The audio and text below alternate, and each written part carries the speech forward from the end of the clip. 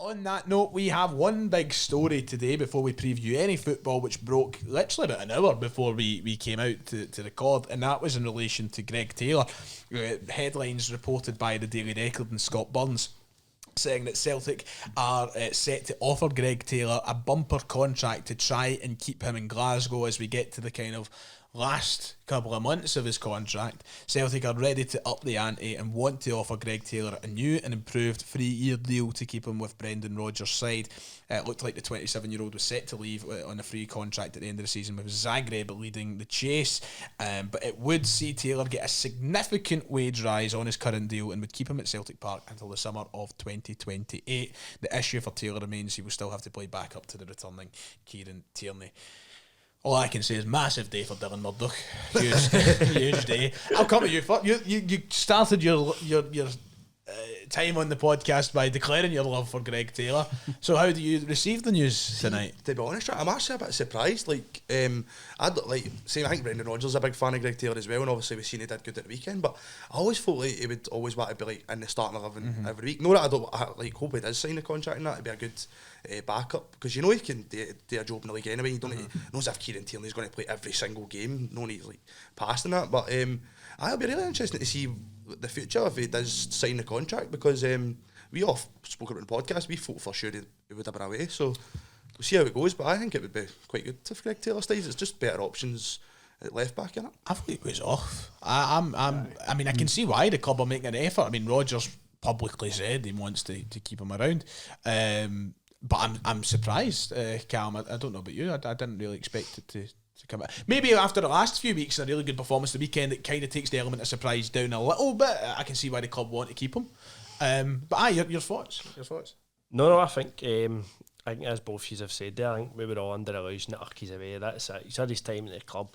Fair play to him. See where he ends up. But I think you say it's the last couple of performances. I think it's kind of switched a couple of folk on that maybe we should actually go with the offer.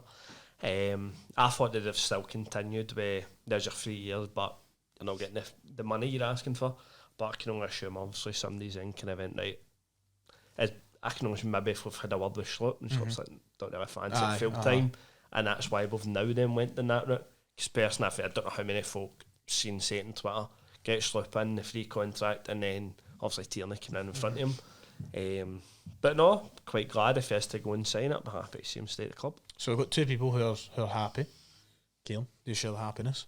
That's Keelan Hold is cancelled. But I'll admit I've never been Greg Taylor's biggest fan. I feel like he's had a very up and down time at Celtic. Obviously under Ange, the second season he really kicked on. Never really happened under Rodgers. I feel he's came in for a lot of stick, especially on the European stage. But when it comes to being a backup option, I've always said I wouldn't mind him being the backup option. As Dylan said, it's a good point. Tierney's not going to play every single game. We'll run him into the ground if we try and do that to Kieran Tierney.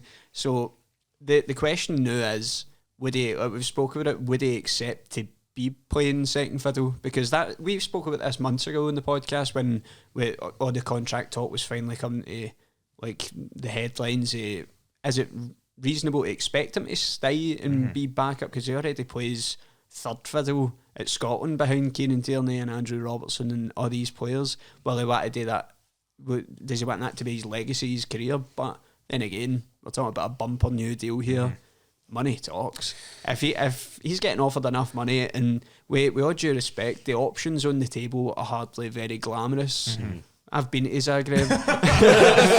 Zagreb was a lovely town. It was a lovely place. It's alright. The stadium, stadium's an absolute relic, but realistically, it's up to him.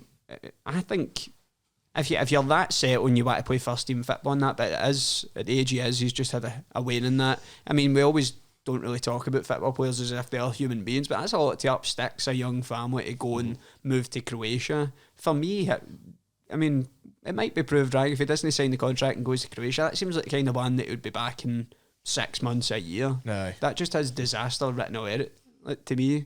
But was it MLS options? Apparently there was MLS options, English Championship options, a couple of maybe European-based options. It's just going to come down to him now. Somebody did raise the point, one of the former, I can't remember who it was exactly, maybe Petrov or somebody like that, came out and said like, this is the only chance Greg Taylor's got left in his career of playing Champions League football. Like that's and even though he might not play a lot of it because of Tierney's here, this is a lot. There's no Champions League clubs that are going to be in, and then people go, "Oh, Zagreb is one," but Zagreb aren't. I don't think Zagreb are anywhere near the top of the table right now. We were talking about this at the weekend. They sacked Fabio Cannavaro. Like they're not in a good place. So Zagreb aren't going to be in the Champions League next year. There's no guarantee they're going to be back in it the season following that. And there's no other teams in the table that are offering Greg Taylor what Celtic offer him in terms of a wage, in terms of whatever. So it's a bit. The thing is with Taylor, right, and you'll all agree with this. I know this for a fact because it's true. He's one of those players that it suffers from the extreme highs and the extreme lows. When he plays well, people are like great player. Reliable player, and if he plays shite, it's get rid of him. He's never been good enough. We don't want. There seems to be no in between with Greg Taylor, and I think that's one of the biggest problems with him because the fans are so for him or against him. Cup final's a good way to sum up, Ryan, isn't it? Obviously, conceded the first goal, and then went and get equaliser again. I know it was a deflection, but still there to do it, innit? So for 1 minute, people are shouting. He's like, I remember Kieran will tell you in one of the was it the Bayern game? It was the Bayern game. And folk in our section, including myself, were screaming abuse because he was at fault for the goal, wasn't he? He was at fault for Bayern's goal. And you're just thinking the boy's no good enough. But then you watch him play like he did against Kilmarnock and you're like, but he is good. And it's just, he's a very weird See, that player. sentence itself, though, it cost the goal against Bayern Munich. Mm-hmm. He done good against Kilmarnock. Aye. That shows the level you're getting with him. Yep. We're happy to have him as the backup domestically, but I don't trust him. I know there's still people that like him in that, but I don't trust him on the European stage. I think a lot of people would back me up on that, but I do think he'll be alright as a backup option, but I just don't see him wanting to.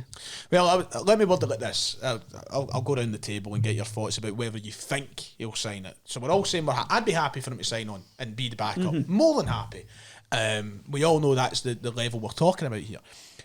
So big shout out to the guys at Celtic Exchange and Tino over there who worded it really well when I was listening to their show. He said, somebody comes to you in any walk of life and says, "Oh, we want you, but we don't really want you. We want you to do this behind this guy." And the way he worded it was, imagine sitting down for the contract and go, right, Kieran's coming in, so you can have the St Johnstones, you can have the Motherwells. But Kieran can get the Real Madrids and the Bayern Munichs and whatnot. Like, it's not a very nice thing to hear. You don't want to be second best in anything. So I guess my question is, do you think you'll want to sign the contract, Callum, with this big wage rise? Do you think you'll put pen to paper? I think the biggest factor it will be that wage rise, more than most of the fact. Realistically, I don't think he's something that's going to be less than many options even after this deal's done. I feel like he has to kind of try and get his family in the best position possible, most of the fact he's only just had his wee girl there. I think I can see him sign it, but part of me feels like a bit reluctant to sign it solely because of the way you've put it. To Kieran will play the derbies, Kieran will play the big games.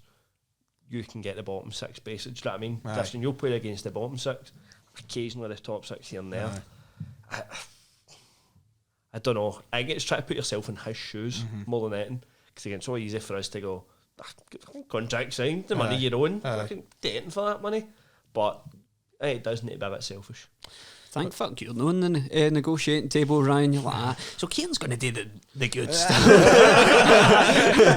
Because that's essentially what he's getting told, I know. Just I don't think loved it as harshly as I think Michael Nixon's got a bit more business acumen about it. But if you dumb it down, if you've got essentially that negotiations for dummies, that's what they're saying. You know what's happening, alright? We're all big. And I'm pretty sure Greg Taylor's under no illusion to that either. Kieran Tierney's ahead of him in the Scotland team for a reason. He's ahead of him in the Celtic team when he comes back for a reason. He's in the Champions League semi-final, for goodness sake. Like, this is the level of player we're talking about here. And I don't think Greg Taylor is dumb enough to turn around and ignore any of that. So he is in that situation where he does know what he's getting into should he sign the contract. So I'll ask you the same question, Dylan. Do you think he'll do it? I think I'm on the same boat as Cal, to be honest. I think the way he said it, obviously he's just had a kid, and obviously if the wage rise is good enough, I think he probably will sign it. But at the same time, in his head, I think at that age he'll want to be playing football weekly, every week, and he's not guaranteed that with Kieran Tierney coming in. So it's quite a 50-50. That's why we're surprised that he's thinking about staying, but I wouldn't be surprised both ways, if that makes sense. Like, I don't want to sit in the fence, but it is that way, I think. That's hard. I'd say maybe he will sign it, but you wouldn't be surprised if it isn't. And you're leaning more to the no signing. I do want me to sign it, but part of me is just. I mean, I think it's just because I've been convinced for so long that he's away. I still can't shake that feeling. I feel like all the points I've said there the past few months, even though he has been offered this new bumper deal, I think it still stands. Aye. And as Dylan just made the point there, he is entering the prime years of his career. He will want to be playing, but it will just come down to money. The thing with me is I want to know how much it actually is, you know, because that's... I said this in my live stream the other night. Like, if they're paying Kieran Tierney, we're hearing Kieran Tierney could be on as much as 50 grand a week. It's not been confirmed. It might not be as much as 50, but could be as much as 50. So just say it's somewhere in that. It's got to be on the same as McGregor at least, who's apparently on 40 grand. So you're talking between 40, 50,000 pounds a week.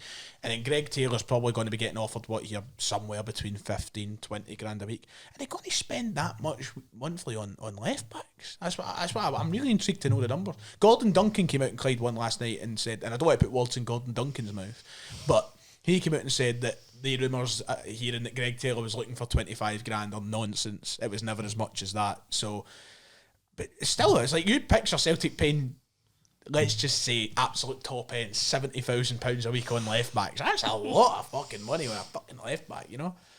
So it's a weird one. I like you though, Greg.